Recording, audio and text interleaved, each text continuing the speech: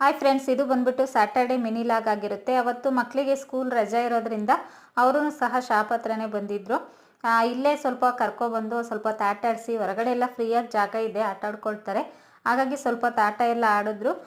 ಮತ್ತು ಹೋಮ್ವರ್ಕೂ ಅಷ್ಟೇ, ಒಂದು ಅರ್ಧ ಎಲ್ಲ ಹೋಮ್ವರ್ಕ್ ಎಲ್ಲ ಇಲ್ಲೇ ಕಂಪ್ಲೀಟ್ ಮಾಡಿಕೊಂಡ್ರು. ಮನೇಲಿ ಸ್ವಲ್ಪ ಮಾಡಿಸ್ಬೇಕು, ಹೋಗ್ಬಿಟ್ಟು ಸಂಜೆ ಮಾಡಿಸೋಣ ಅಂತೇಳಿ. ಇನ್ನು ಹಸ್ಬೆಂಡೂ ಸಹ ಡ್ಯೂಟಿ ಮುಗಿಸ್ಕೊಂಡು ಮಧ್ಯಾಹ್ನ ಟೈಮ್ಗೆ ಇಲ್ಲೇ ಬಂದಿದ್ದರು. ಅಂದರೆ ಇಲ್ಲಿ ಮಧ್ಯಾಹ್ನ ಮತ್ತು ಆ ಟೈಮಲ್ಲೆಲ್ಲ ರಶ್ ಇರಲ್ಲ. ಈವ್ನಿಂಗು ಮಾರ್ನಿಂಗು ಮಾತ್ರ ಸ್ವಲ್ಪ ರಶ್ ಇರುತ್ತೆ ಅಂಗಡಿ ಅಷ್ಟೇ. ಅಂದರೆ ಆ ಟೈಮಲ್ಲಿ ಟೀ ಕಾಫಿ ಎಲ್ಲ ಜಾಸ್ತಿ ಹೋಗುತ್ತಲ್ವ, ಹಾಗಾಗಿ.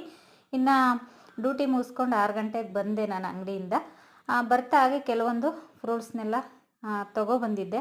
ಹಾಗೆ ಮಕ್ಕಳಿಗೆ ಇನ್ನೇನು ಸ್ಕೂಲ್ ಸ್ಟಾರ್ಟ್ ಆಗಿದೆಯಲ್ವ, ಹಾಗಾಗಿ ಕಂಪಲ್ಸರಿ ಫ್ರೂಟ್ಸು ವೆಜಿಟೇಬಲ್ಸು ಬೇಕಾಗುತ್ತೆ. ಅದನ್ನೇ ಅಲೋ ಮಾಡೋದು, ಬೇರೆ ಇವನ್ನೆಲ್ಲ ಅಲೋ ಇಲ್ಲ ಸ್ಕೂಲಲ್ಲಿ. ಅಂದರೆ ಸ್ನ್ಯಾಕ್ಸ್, ಕರೆದಿರೋ ಐಟಮ್ಸು, ಎಣ್ಣೆ ಪದಾರ್ಥಗಳು, ಜೆಲ್ ಫುಡ್ಡು ಆ ಥರದ್ದು ಯಾವುದನ್ನು ಅಲೋ ಮಾಡಲ್ಲ. ಹಾಗಾಗಿ ಫ್ರೂಟ್ಸ್ನೆಲ್ಲ ತೊಗೊಬಂದೆ. ನನ್ನ ಮಕ್ಕಳಿಗೆ ಎಲ್ಲ ಫ್ರೂಟ್ಸು ವೆಜಿಟೇಬಲ್ಸ್ನ ನಾನು ಅಭ್ಯಾಸ ಮಾಡಿಸಿದ್ದೀನಿ. ಈ ಫ್ರೂಟ್ಸ್ ಬೇಡ, ಅದು ತಿನ್ನಲ್ಲ, ಇದು ತಿನ್ನಲ್ಲ ಅನ್ನೋ ಇದೇ ಇಲ್ಲ. ಚಿಕ್ಕ ವಯಸ್ಸಿಂದನೂ ಮಕ್ಕಳಿಗೆ ಎಲ್ಲದನ್ನು ತಿನ್ನಿಸ್ಕೊಳ್ತಾ ಬಂದರೆ ಅವ್ರು ಯಾವುದೇ ಕಾರಣಕ್ಕೂ ಹಠ ಮಾಡೋದಿಲ್ಲ. ಇವನು ತರಕಾರಿಲಿ ನನ್ನ ಮಕ್ಕಳು ಹಾಗಲಕಾಯಿ ಸಹ ತಿಂತಾರೆ. ನಾನಂತ ಆ ರೀತಿಯಾಗಿ ಅಭ್ಯಾಸ ಮಾಡಿದ್ದೀನಿ. ಇನ್ನು ಫ್ರೂಟ್ಸ್ನೆಲ್ಲ ಎತ್ತಿಟ್ಕೊಂಡು ವೆಜಿಟೇಬಲ್ಸ್ನು ಸ್ವಲ್ಪ ತೊಗೊಬಂದಿದ್ದೆ.